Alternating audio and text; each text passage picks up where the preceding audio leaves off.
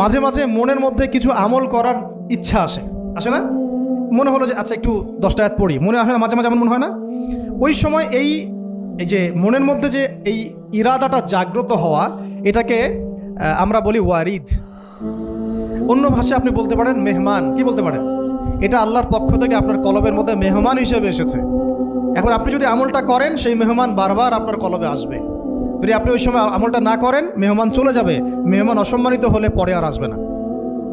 একইভাবে রিজিক আল্লাহ পাক দিয়েছেন, এর তাজিম যদি করতে পারেন রিজিক বেশি আসবে। রিজিকের তাজিম সম্মান করতে না পারলে রিজিক আসবে না, বেশি কমে যাবে। উসমান রাদিয়াল্লাহু আনহু সবচেয়ে ধনী ছিলেন না? কেন জানেন? কেন? এটা কি জানেন কেন ধনী ছিলেন? একে তো তিনি প্রচুর দান সদকা করতেন, এটা তো আপনারা জানেনই। আরেকটা জিনিস অনেকে জানে না, তিনি উটের পিঠে বসেছিলেন, কিছু একটা খাচ্ছিলেন, এই 2-1 দানা পড়ে গেছে নিচে। উটের পিঠ থেকে নেমেছেন, নেমে সেই দানা